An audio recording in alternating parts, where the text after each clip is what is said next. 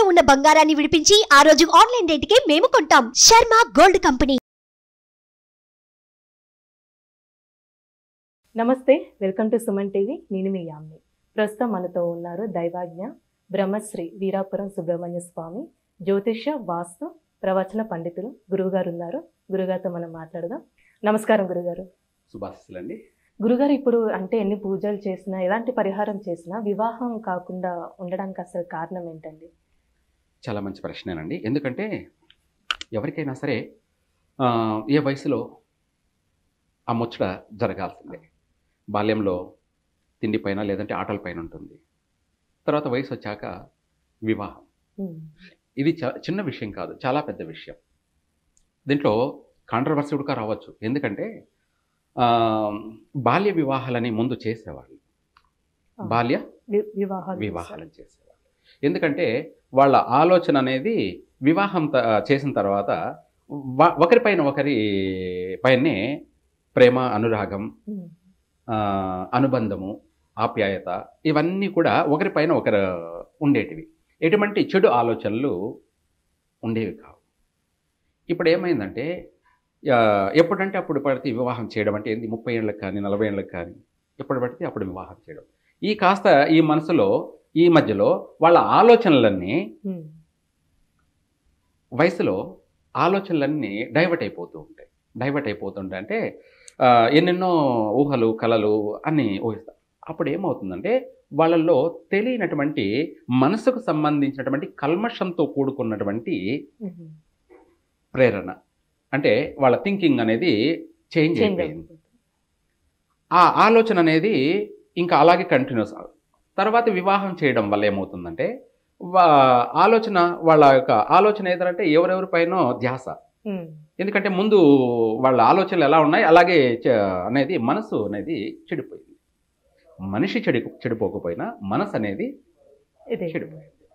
ఆ తర్వాత పిల్లలు పుట్టినా కూడా వీళ్ళకంటే ఇంకా ఎక్కువగా థింకింగ్, ఆలోచనలు చేయడం.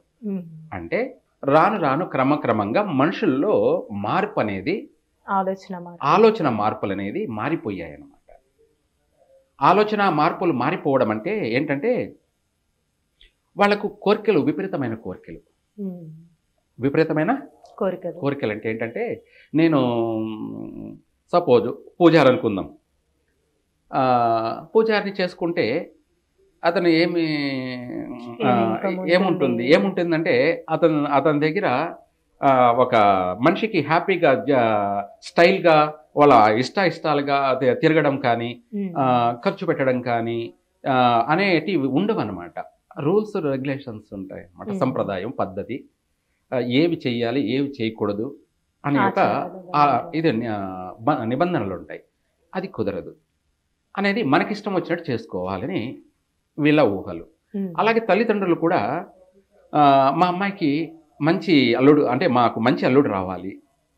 అల్లుడు అంటే ఏంటి, డాక్టరు, లేదంటే యాక్టరు, లేదంటే ఇంజనీరు, లేదా సాఫ్ట్వేరు అని చెప్పేసి తల్లిదండ్రులు అలాగే ఆలోచన చేస్తున్నారు. చేసుకోబోయే అమ్మాయి కూడాను మంచివాడా చెడ్డవాడా అనేది చూడడం లేదు. ఓకే, బాగున్నాడా లేదా, లేదంటే అది కూడా కాకపోతే అతను సంపాదన ఏమిటి, ఎంత వస్తుంది, ఒకవేళ అందంగా ఉన్నా లేకపోయినా కూడా సంపాదన అనేది ఏమిటి, ఈ ఆలోచనలు అనేవి తల్లిదండ్రులకి అలాగే ఉన్నాయి, పుట్టిన పిల్లలు అంటే యవనంలో ఉన్నటువంటి పిల్లలకు అలాగే ఉన్నాయి.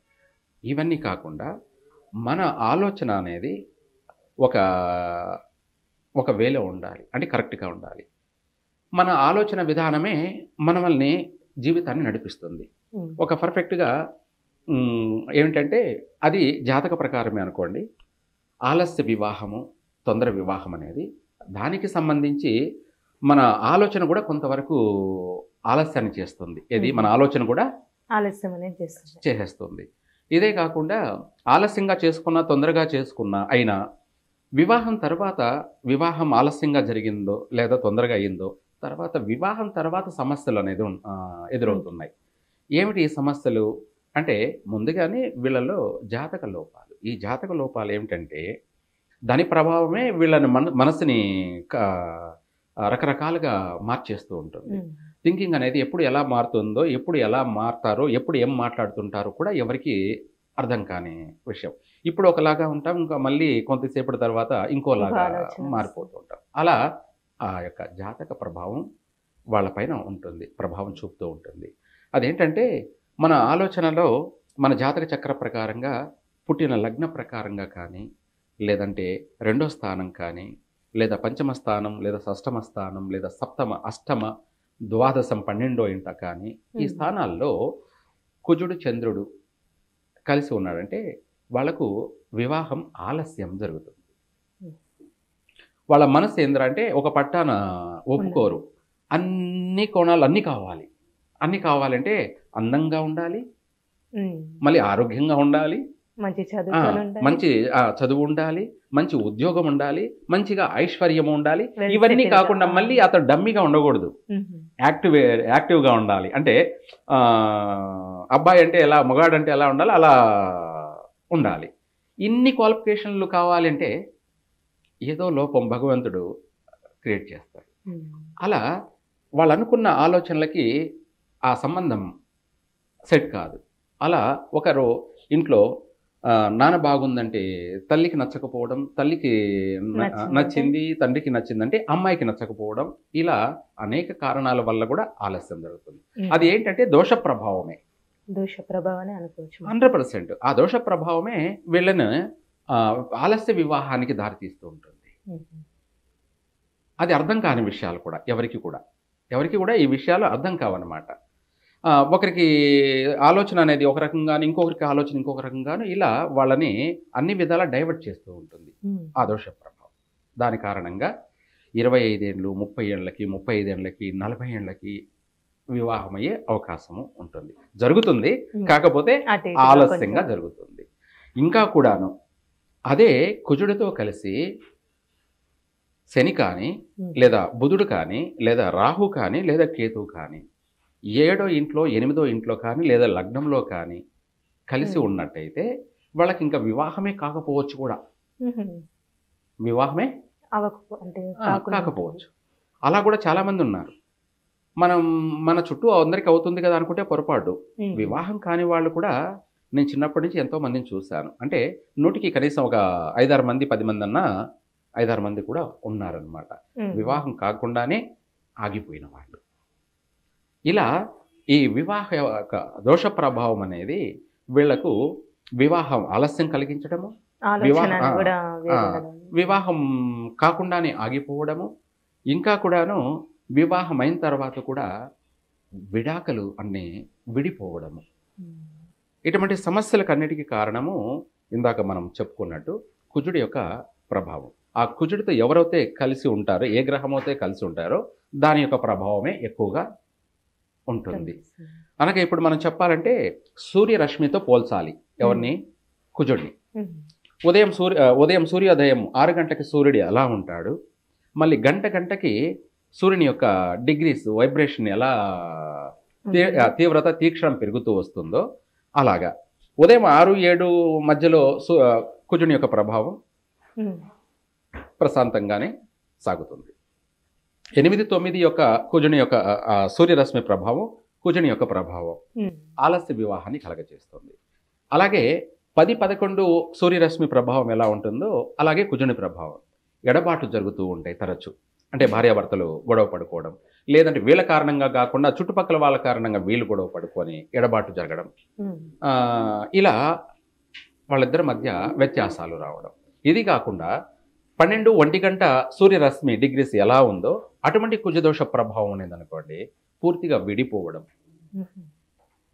ఒకటి కాకుండా 2-3 వివాహాలు కూడా జరగడం, ఆలస్య వివాహం పూర్తిగా జరగడం, లేదా వివాహం కాకుండానే ఆగిపోవడం, ఇటువంటి సమస్యలన్నీ కూడా ఈ యొక్క ప్రభావం, కుజుని యొక్క ప్రభావం క్రియేట్ చేస్తుంది. ఇదే కాకుండా 1-2 మధ్యలో సూర్యుడి యొక్క తీక్షణం ఎలా ఉందో అటువంటి కుజదోష ప్రభావం ఏంటంటే ఒకరిపైన ఒకరు ర్యాగింగ్, అంటే ప్రాణాలు తీసుకునే విధంగా కూడా, భార్య భర్తను చంపడమో, భర్తే భార్యను చంపడమో, ఇంత తీక్షణమైనటువంటి ప్రభావాన్ని కూడా చూపిస్తుంది. ఈ యొక్క కుజుని యొక్క ప్రభావమే వివాహానికి అసలు మూల కారణం. ఈ కుజుని యొక్క ప్రభావమే సంతానానికి కూడా ప్రధాన కారణం. అన్నిటికీ కూడా ఆరోగ్యానికి సంబంధించి కూడా కుజుని యొక్క ప్రభావమే.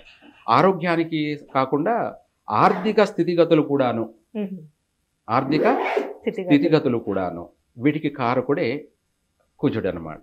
దాన్నే మనము ఓం కుజ అరిష్టేతు సంప్రాప్తే కుజ పూజాంచ కారయేత్తు కుజ ధ్యానం ప్రవక్ష్యామి రుణ రోగ పీడోపశాంతి. అంటే ఆర్థిక పరంగా నన్ను పీడించవద్దు, చక్కగా ఆర్థిక పరంగా అభివృద్ధి చెయ్యి. అలాగే నన్ను అనారోగ్యాలతో అంటే అనేక అనారోగ్యాలతో నన్ను పీడించవద్దు, ఆరోగ్యంగా సంపూర్ణంగా ఆరోగ్యంగా ఉండేలా కాపాడమని ఆయనకు మనము ఈ శ్లోకం, ఈ మంత్రం ద్వారా వాయు సందేశాన్ని ఇస్తున్నాం అన్నమాట. ఆ విధంగా ప్రతి దానికి కుజుని యొక్క ప్రభావమే ఎక్కువగా ఉంటుంది. దీన్ని బట్టే మనము పరిష్కారం, రెమెడీ అనేది ఆచరించినట్టు అయితే ఈరోజు కాకపోయినా రేపైనా వివాహం అవుతుంది.